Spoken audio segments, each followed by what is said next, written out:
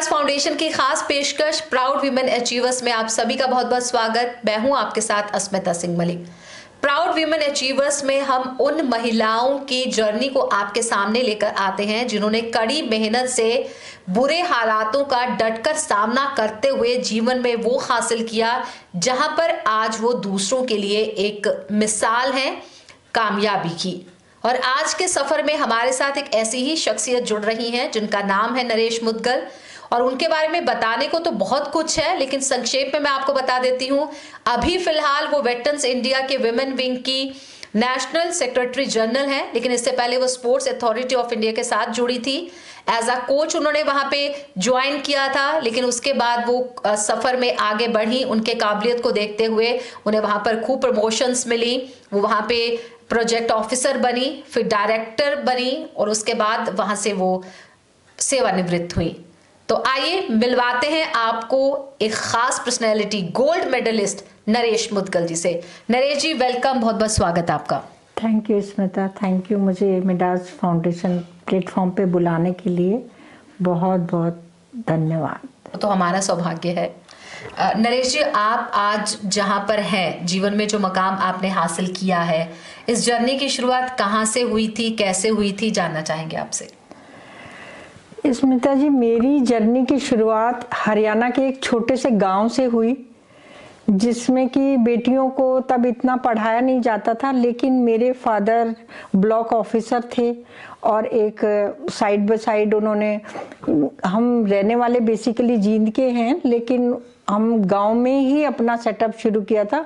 उन्होंने एक बहुत बड़ा बिजनेस एम्पायर शुरू किया हुआ था, जिसमें कि उस टाइम में रुई पीने की मशीन, बिजली का गंडासा और ये सब, और गन्ना जहाँ पे खांड बन रही है, गुड़ बन रहा है, ये सब हमारा बिजनेस था। बहुत लार्ज स्केल पे वहाँ पे बिजनेस फैला हुआ था। तो फादर और मदर का एक ही मिशन था, बहुत बेटियां हैं कोई बात नहीं, हम ये सब इनके भाग से है और हम इनको सबको अच्छा पढ़ाएंगे और अच्छा खिलाएंगे, अच्छा पहनाएंगे। तो उसके बाद बड़ी बेटियों ने तो बहुत एंजॉय किया। जब हमारा टाइम आया, मैं शायद 6 साल की रही होंगी, स्कूल जाना ही शुरू होता था तब, और मेरे फादर की डेथ हो गई थी। तो 6 साल के बाद जब मेरी स्कूलिंग हुई, मेरे गांव में ही मेरा स्कूल था, लेकिन वो 5th क्लास तक था। उसके बाद हमें दूसरे गांव पढ़ने जाना होता था। तो जो रूटीन था एक लाइफ का, कि भागते भागते अपने घर के काम करके और हम स्कूल जाते थे दूसरे गांव में पढ़ने। तो तब थोड़ा फिटनेस लेवल भी हाई हो गया, तो पीटीआई ने एक दिन ऐसे ही दौड़ाया सबको, तो मैं तो बहुत तेज दौड़ी और मतलब हर गेम में सबसे आगे निकली। अगर हाई जंप कहें तो मैं हाई जंप में बहुत अच्छा, और ये वो। तो मुझे उन्होंने बुला के कहा कि डिस्ट्रिक्ट टूर्नामेंट है, तुम चलोगी खेलने। तो हम बहुत सारे कई बच्चों को सेलेक्ट किया उन्होंने, किसी में शॉर्ट पुट में, किसी में। तो हमने कहा ठीक है। लेकिन जब घर आके मम्मी से पूछा हमने, तो मम्मी ने तो कहा कि नहीं, पढ़ाई में ध्यान दो, और फादर है नहीं है हमारे सर पे, तो तुम खेलने वेलने कहीं नहीं जाओगी। और लेकिन मुझे था कि मैंने पीटीआई से कमिटमेंट कर दिया, हाँ ठीक है, सुबह मैं बस स्टॉप पे आ जाऊंगी मम्मी से पूछ के। और फिर मैं नहीं जा पा रही थी। तो मेरी बड़ी सिस्टर और हम दोनों पहले बचपन में बहुत, आज से मेरी उम्र 62 साल की होगी, 62 साल पहले 2-2 बहनें एक एक खाट पे सो जाती थी। तो हम सोए हुए थे। आजकल के बच्चों को तो एक रूम चाहिए सेपरेटली, और मेरा बेड और मेरा ये, तब ऐसा कुछ नहीं होता था। तो मेरी सिस्टर ने धीरे से, अच्छी बॉन्डिंग थी उनके साथ, मेरी सिस्टर ने धीरे से कहा कि मेरे पास 5 रुपीज हैं और तू लेके चली जा, बाद में मैं बिब्बी को मना लूंगी। हम मम्मी को बिब्बी कहते थे जी। तो मैं चली गई, और वहां जाके तो जैसे देखा हमने कि वहां तो शहर के बच्चे, कोई शॉर्ट्स में है, कोई स्पाइक्स पहने हुए है, और हम छोटे से 6th क्लास में सलवार चुन्नी पहना हुआ, और गले में मतलब भाई कि अपनी चुन्नी लेके जैसे ही दौड़ने लगे। जब वहां दौड़ शुरू हुई तो उनका तो हाफ भी नहीं हुआ और मेरी तो फिनिश भी हो गई। लॉन्ग जंप के लिए गए, वो तो दूर से दौड़ के आ रहे हैं, मैंने तो खड़े खड़े ही लॉन्ग जंप कर दिया। हाई जंप कर दिया, लॉन्ग जंप कर दिया। तो इतने सारे मेडल उस दिन, मैं वो दिन नहीं भूलती कि हर मेडल मैंने जीता था डिस्ट्रिक्ट टूर्नामेंट का जी। फिर उसके बाद तो सारे बहुत खुश, लेकिन मुझे घर में दिमाग में एक टेंशन थी कि मेरे घर में तो मैं मम्मी को बता के नहीं आई और उधर से शाम होती जा रही है।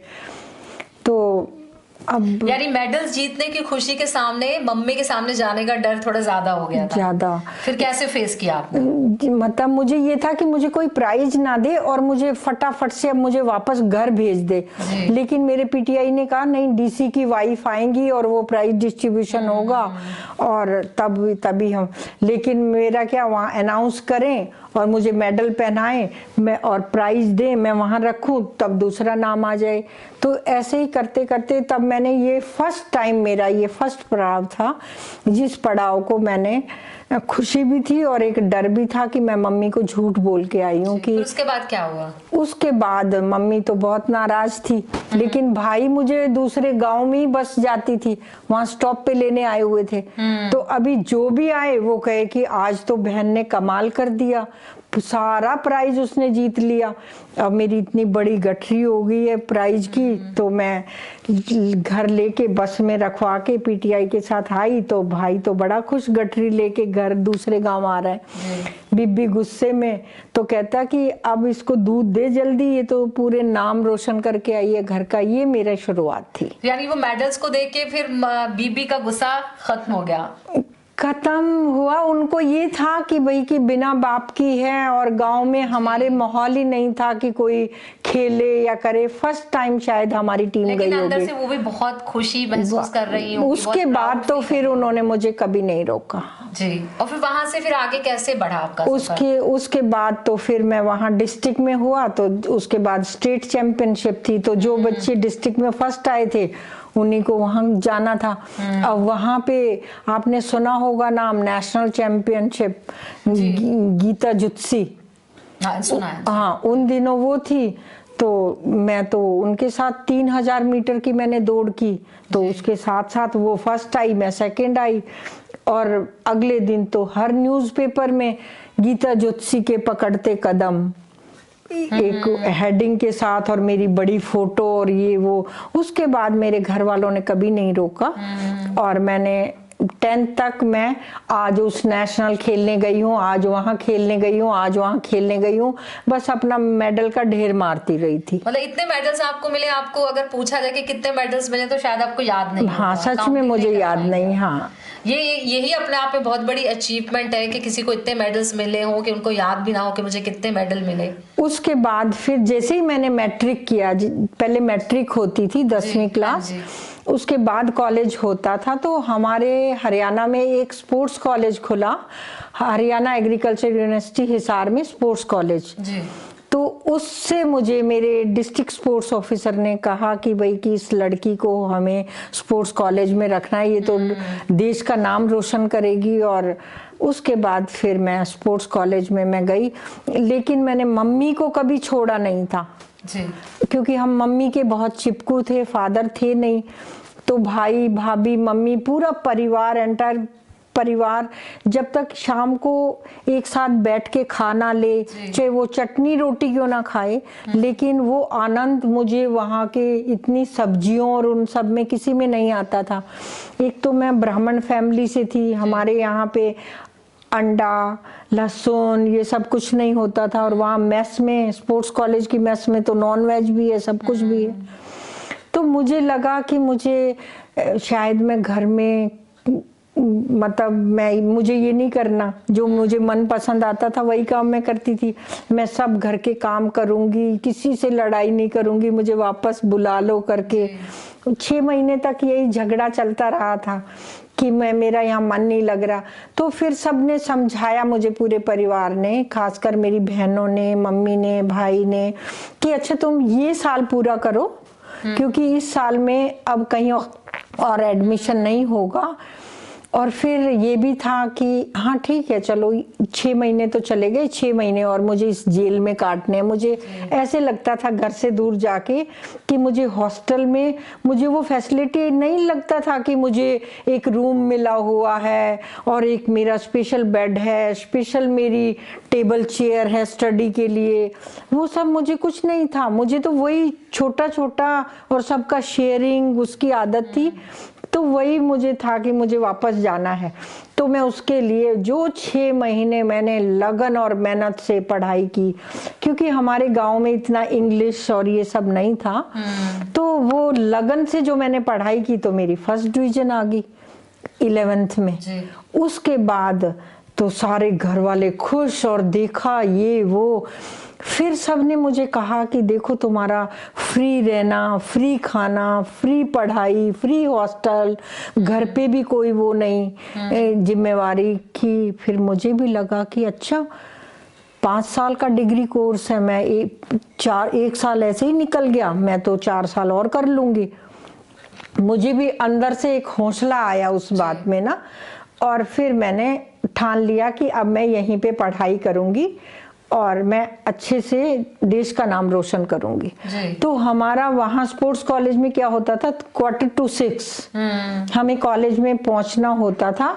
वहाँ पे हमारी नेशनल एंथम होती थी। उसके बाद सभी अपने अपने ग्राउंड पे जिसका जो डिसिप्लिन है उस पे चले जाते थे। मैं एथलीट थी तो मैं एथलेटिक्स ग्राउंड पे जाती थी। फिर ये कि स्पोर्ट्स में क्या होता है कि डाइट भी बहुत अहमियत रखती है और मैं वो एग और ये सब और वो सब ये नहीं खाती थी। तो मे भी न्यूट्रिशन कम हुआ हो तो मेरे पाँव में थोड़ा सिन पेन हुआ और मुझे लगा कि ये सिन पेन मेरी दौड़ में बाधा डाल रहा है। तो उसको मैंने डॉक्टर से भी कंसल्ट किया। उन्होंने कहा कि जैसे कई बार ना वो बहुत प्रैक्टिस करने से पेन हो जाता है। तो फिर मैंने कहा कि मुझे गेम चेंज करना है, क्योंकि तब तक मुझे समझ आ चुकी थी कि मुझे नौकरी जल्दी चाहिए। मेरे घर में मेरी जरूरत है नौकरी की। और मैंने गेम चेंज किया बास्केटबॉल। और मैंने बास्केटबॉल को अकेले में जब भी टाइम मिलता बॉल लेके शूटिंग कर रही हूँ। मुझे ये नहीं पता कि मैंने 500 बॉल फेंकी या मैंने कितना ड्रिबल किया, कितने हाथ से किया। मैं प्रैक्टिस करती रही। और प्रैक्टिस इन द सेंस कि हम प्रैक्टिस ऐसे नहीं करते थे कि कुछ टाइम लिमिट से या कुछ जो कॉलेज में जो पीरियड होते थे, जैसे कि भाई कि हमें इतने टाइम ग्राउंड पे रहना है या इतने टाइम ये करना है, वो तो सब किया ही किया।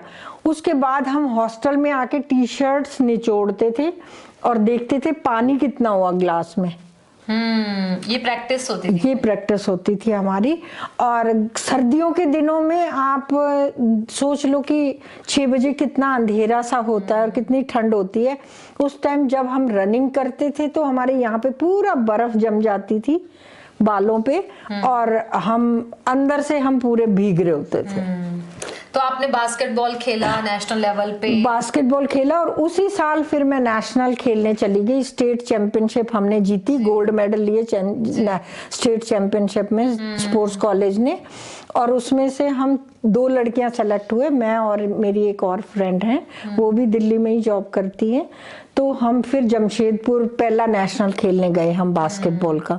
उसके बाद मैं हर बास्केटबॉल नेशनल भी खेली और एथलेटिक्स भी किया। और उसके साथ साथ सिमिलर गेम था हैंडबॉल नेशनल भी हम खेलने गए। तो खूब बास्केटबॉल खेला। फिर आप स्पोर्ट्स अथॉरिटी ऑफ इंडिया ने आपको चुन लिया, कोच बना दिया आपको? नहीं, फिर उसके बाद मैंने वहां से डिग्री की BSH, जिसमें कि ग्रेजुएशन होता है bachelor of sports and humanities with physical education. तो मुझे ये 2 डिग्री कोर्स किया मैंने वहां से। और उसके बाद फिर मैंने डिप्लोमा इन फिजिकल एजुकेशन किया।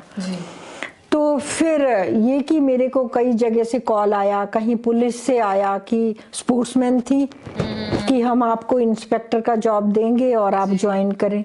लेकिन घर वालों ने कहा पुलिस में लड़की को नहीं भेजना। फिर मेरा पहला इंटरव्यू मैंने फेस किया MM कॉलेज फतेहाबाद में, वहाँ मेरा सिलेक्शन हुआ। तो लेकिन घर ऐसे ही मैंने भाई से बात किया तो मैंने कहा बीबी और भाई से कि मैं अभी मेरा मन है कि मैं और पढूं। तो उन्होंने कहा कि बहुत हो गया पढ़ाई, क्योंकि होता है हरियाणा में वैसे लड़कियों को तो 8th और 10th के बाद शादियां हो जाती हैं, लेकिन हमारे घरों में ऐसा नहीं होता था। इसलिए मुझे फिर भाई ने कहा कि तुम क्या पढ़ना चाहती हो। मैंने कहा कि मैं कोच बनना चाहती हूँ, कि जो मैं नेशनल पे देखती थी, एक एक प्लेयर को एक एक कोच देखता था, और फॉरेन से हमारे कोचेज आते हैं, तो वो हायर एजुकेशन है स्पोर्ट्स में, मुझे वो भी करनी है। तो उनको तो इतना नॉलेज नहीं था इस बारे में। तो उन्होंने कहा ये कहाँ से होगा। मैंने कहा इंडिया में एक ही इंस्टीट्यूट है, national institute of sports Patiala. तो अब हरियाणा के लोग पटियाला में किसी को जानते नहीं, कहाँ जाएंगे, कैसे करेंगे। तो स्टेट गवर्नमेंट भेजती है वो। तो मैंने स्टेट गवर्नमेंट को अप्लाई किया और उन्होंने मुझे नेशनल के लिए स्कॉलरशिप देते हैं वो, कि जितने बच्चे अगर वहाँ सेलेक्ट हो जाते हैं उनको स्टेट गवर्नमेंट स्कॉलरशिप देती है और वो अपना पूरा उनका बियर करती है। तो मेरा भाई और हम वहाँ पे गए। तो वहाँ पे 3 तरह का एग्जाम होता है। एक होता है रिटन टेस्ट, एक होता है फिजिकल टेस्ट और एक होता है वर्बल, कि वो इंटरव्यू लेते हैं। तो मैंने तीनों में बहुत अच्छा किया, बहुत एक्सीलेंसी किया। और जब भाई ने रिजल्ट देखा तो वो तो बहुत ही खुश कि हमारा यहाँ पे एडमिशन हो गया, क्योंकि पूरे हिंदुस्तान का क्राउड आता था वहाँ पे, और हर गेम के लिए 5-5 प्लेयर लिए जाते थे तब। और उसमें सेलेक्ट होना मेरे लिए तो बहुत बड़ी बात थी। तो उसके बाद मैंने अपना बैग उठाया पटियाला के लिए, और 1 साल मैं पटियाला में रही, 5 साल मैं स्पोर्ट्स कॉलेज हिसार में रही, और ऐसे मेरा सफर वहाँ से हुआ। लेकिन उसी बीच जैसे ही मैं 82-83 के बैच में NIS के लिए गई, यहाँ पे 82 चैंपियनशिप थी, एशियाड 82। ओके, हाँ। उसके लिए हम सेलेक्ट हो गए, प्री एशियन गेम के लिए। तो वहां से फिर हम यहाँ प्री एशियन खेलने आई, एशियाड 82 का। तो मुझे लगा कि मैंने तो ऐसा होटल पहली बार देखा था, क्योंकि वो एशियाड 82 के लिए बना था अशोका यात्री निवास, और उसमें पूरा रेड कारपेटिंग बहुत सुंदर, क्योंकि सभी बाहर से टीमों ने आना था। तो मुझे याद है मैंने वहां से बिब्बी को लेटर भी लिखा था कि आज मैं इतने सुंदर महल में रुकी हुई हूँ। तो ये सब मेरा सफर था। और वहाँ जब हमने एशियाड में भी अच्छा किया और स्टडी में भी अच्छा किया, तो जिन्होंने एशियाड 82 प्री एशियन खेला, वहीं से हम लोगों के जॉब के लिए फॉर्म भरवा लिए गए, और हमने वहीं से फॉर्म भरा। 30th को मुझे डिप्लोमा मिला, 16th को मुझे इंटरव्यू फेस करना पड़ा, तो मुझे घर रहने का मौका ही नहीं मिला। इंटरव्यू देके फिर मेरा पोस्टिंग हुआ दिल्ली से बाहर। तब तक मेरे घर वालों ने, मेरा ये था कि दिल्ली में कहाँ रहेगी। मेरा दिल्ली में नौकरी 2-3 जगह मैंने अप्लाई किया, इंटरव्यू देके सभी जगह हो गया। और मैंने एक पहले बैंक में किया एज ए प्रोबेशनरी ऑफिसर। फिर मैंने, जब मेरा एंगेजमेंट हो गया दिल्ली में, मेरे रिलेशन में ही हुआ था। पहले ऐसे ही होता था कि फैमिली में एक दूसरे के बच्चों को जानते हैं, तो ये मेरे फैमिली के रिलेशन में ही थे। मेरी एंगेजमेंट होगी, इन्होंने कंडीशन लगा दी कि मुझे जो टीचर से जॉब करना है। फिर मैंने वो बैंक का जॉब छोड़ा और मैंने एक ज्ञान भारती स्कूल में जॉब किया। लेकिन तब तक मेरा इंटरव्यू का रिजल्ट भी आ गया था, और मेरा पोस्टिंग मैंने लिख के दिया हुआ था कि मुझे दिल्ली में ही मैं सुटेबल रहेगा, क्योंकि मेरी मैरिज भी हुई है। तो मुझे जब दिल्ली में प्लेस हो तो मुझे बताना। और मैं प्लेयर अच्छी थी, नेशनल प्लेयर थी, तो इसलिए जब जैसे ही वैकेंसी हुआ उन्होंने मुझे दोबारा अप्रोच किया, और मुझे घर और नौकरी मुझे दोनों इंडिया गेट पे मिले जी।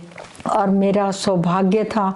जो बच्ची कभी सोचती होगी कि दिल्ली कैसा होता है, या फिर मतलब भाई कि उसको इंडिया गेट पे और बिल्कुल राष्ट्रपति भवन के सामने रहने को जगह मिले और नौकरी मिले, उसके लिए तो बहुत ही प्राउड की बात थी। तो मैं अपने 27 साल मैंने इंडिया गेट पे काटे। नरेश जी, आपका अचीवमेंट्स का कारवां तो बहुत लंबा है। अचीवमेंट के बाद फिर अचीवमेंट, फिर एक और अचीवमेंट। इसी बीच आपके सफर में आप स्पोर्ट्स अथॉरिटी ऑफ इंडिया के साथ भी जुड़ी रही काफी साल तक। तो वो सफर कैसा रहा आपका? देखो, 36 इयर्स में स्पोर्ट्स अथॉरिटी ऑफ इंडिया के साथ मैंने काम किया, लेकिन मुझे कभी लगा नहीं कि मैं किसी ऑफिस में काम कर रही हूँ या मैं अपने घर में काम कर रही हूँ। मुझे ऐसा एटमॉस्फेयर मिला, क्योंकि मुझे अगर जिस प्लेटफॉर्म पे मुझे काम करना है, फिर मैं उस धुन में ही काम करती हूँ। अगर मुझे ये काम करना है, मुझे ये अरेंजमेंट करना है, ये टीम ट्रेन करना है या ये ऑफिस करना है, तो करना ही है। जैसे मैंने एज ए कोच ज्वाइन किया, उसके बाद मैं बहुत जल्दी नेशनल कोच बनी, और फिर पहली एशियन चैंपियनशिप मेरी मलेशिया में थी। उसके बाद सबसे अच्छा लास्ट जो एज ए नेशनल कोच मेरा वो रहा एक्सपीरियंस, जब हम यूरोप गए थे वर्ल्ड स्कूल चैंपियनशिप के लिए साइप्रस में। तो वहां से जब हम वो ट्रॉफी और 18 मेडल्स लेके आए थे एज ए साइप्रस से, जब हम फेयर अवार्ड लेके आए थे, तो हमने देखा जैसे ही हम इंडिया में आए, एयरपोर्ट पे हमारी पूरा एयरपोर्ट पे हमें ही घूम घूम के देख रहे थे सब लोग।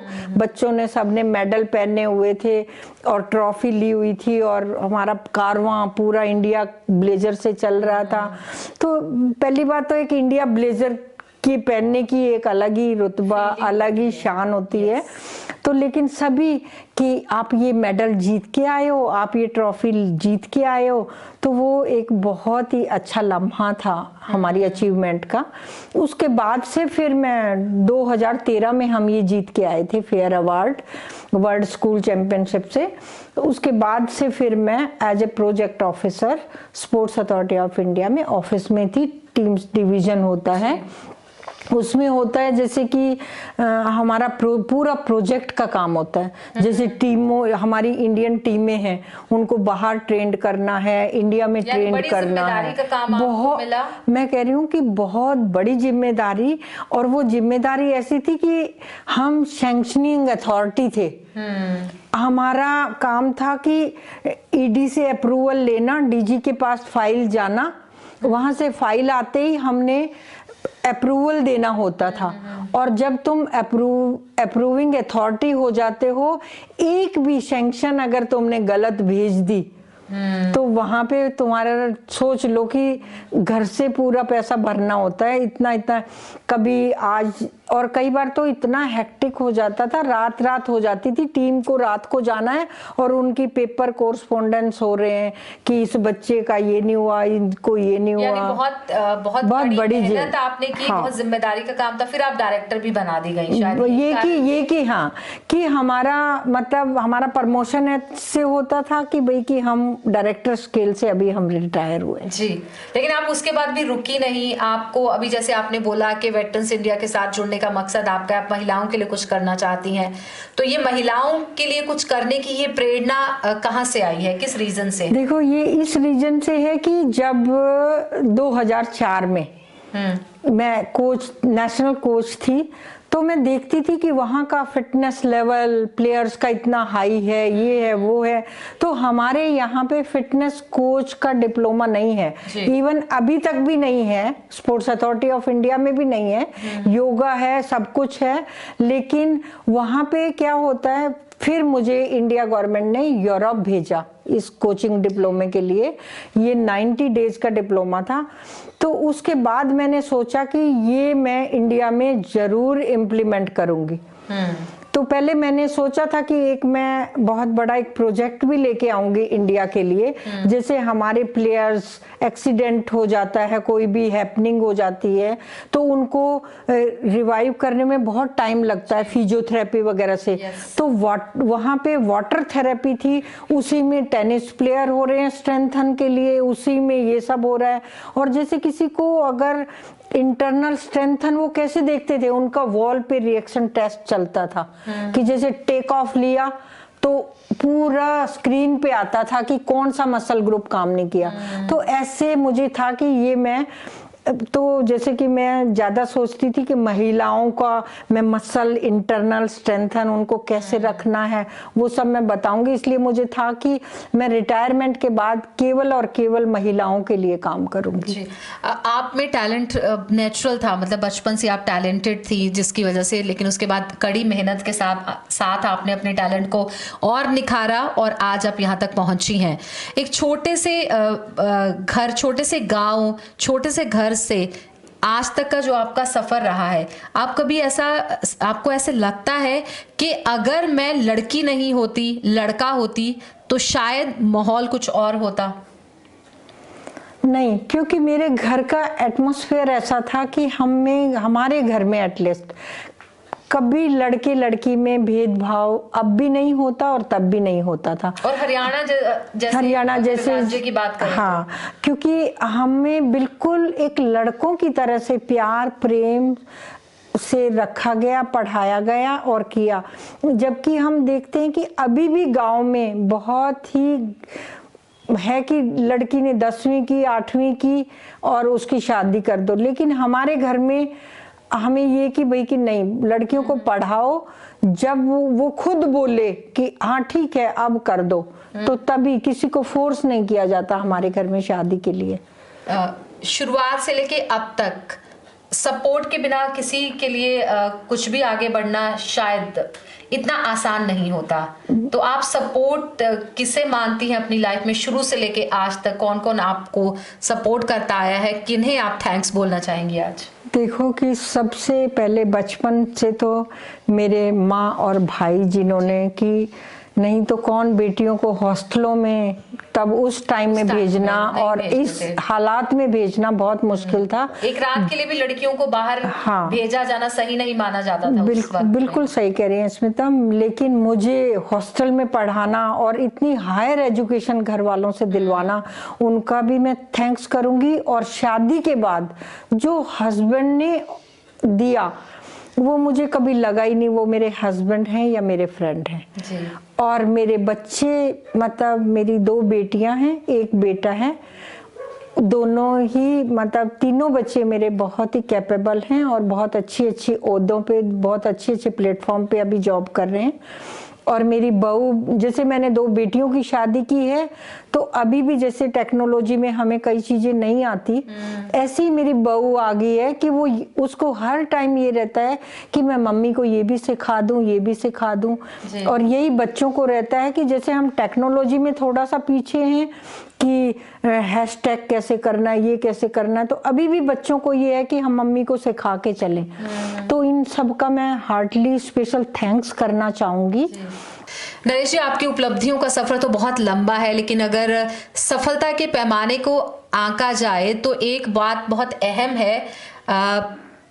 वीविंग ड्रीम्स एक ऐसी किताब है जिसमें ऐसी महिलाओं की जर्नी के बारे में लिखा गया है, बताया गया है, जिन्होंने अपने लाइफ में बहुत कुछ सहते हुए, बहुत मुश्किलों का सामना करते हुए जीवन में बड़ा मकाम हासिल किया, जो आज दूसरों के लिए प्रेरणा का स्रोत है। उनमें से एक नाम नरेश मुदगल जी का भी है। इसको लेकर आप क्या कहेंगी?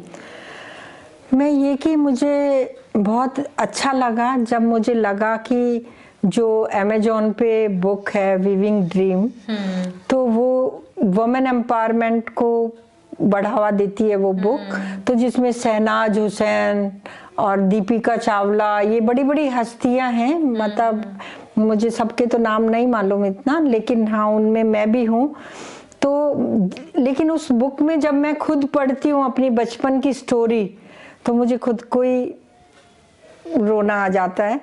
तो वो एक मार्मिक सी स्टोरी है कि कैसे एक गांव से उठ के एक बच्ची, जिसने कभी आंगन में लेट के देखा कि आसमान में तारे चल रहे हैं, कितनी दूर होंगे ये तारे, और फिर पता चला कि वो तारे नहीं, वो जहाज चलते थे, और आज वो लड़की पूरा ग्लोबल घूमती हो, जिसने कभी सपना में नहीं देखा था कि वो दिल्ली के लिए दिल्ली कैसा होता है, कि दिल्ली कोई फॉरेन लगता था उसको। और आज वो इंडिया गेट पे रहती हो, इंडिया गेट पे उसका घर हो, वो भी राष्ट्रपति भवन के सामने और इंडिया गेट के सामने। उसके बाद वर्ल्ड लेवल पे आपने अपनी जर्नीज की हैं, हाँ, घूमी है। तो ये मैं चाहूंगी कि वो गांव की बच्चियां कभी अपने आप को कमजोर ना समझें जो एक गांव में रहती हैं। और मैं सबको एक ये दूंगी कि उनके हुनर को पहचानें, उनकी आवाज को ना दबाएं, उनको हम सपोर्ट दें, उनकी बुलंदियों को उन तक पहुंचाएं। तो इसी के साथ मैं मिडाज ग्रुप का थैंक्स करती हूँ कि मुझे आपने अपने प्लेटफॉर्म पे बुलाया। और मैं चाहूंगी कि उन बच्चियों को जो गांव में हैं और जो एक नरेश का रूप है, जो किसी को भी छू सकती हैं, उनको आगे लाएं और ऐसे ही हम उनका प्रेरणा का स्रोत बने। जी, बहुत बहुत शुक्रिया नरेश जी, आपने अपने एक्सपीरियंसेस को हमारे साथ शेयर किया। उम्मीद करते हैं प्रेरणा का स्रोत तो आप पहले भी हैं, लेकिन अब और ज़्यादा आपकी ज़िंदगी के बारे में जानने के बाद जो भी लोग सुन रहे होंगे, उनमें भले ही कोई माँ बाप हो, भाई बहन हो, या खुद एक लड़की हो जिसमें कुछ टैलेंट हो और ज़िंदगी में आगे बढ़ना चाहती हो, किसी कारण से उसको रोका जा रहा हो या वो खुद रुक रही हो, तो अब जरूर वो भी ठानेगी कि मुझे भी नरेश मुदगल जैसा बनना है। बहुत बहुत शुक्रिया आपका। Thank you Smita, thank you very much. इन्हीं शब्दों के साथ मैं ग्लोबल मिडाज ग्रुप का वीर इंद्रप्रीत सिंह जी का मैं तहे दिल से शुक्रिया अदा करती हूँ कि जो ये बीड़ा उठाया है उन्होंने, कि हम लोगों को इस प्लेटफॉर्म पे लाके, ताकि वो और बहनों को और लड़कियों को और बच्चियों को प्रोत्साहित कर सकें। उन सब के लिए मैं उनका तहे दिल से शुक्रिया अदा करती हूँ।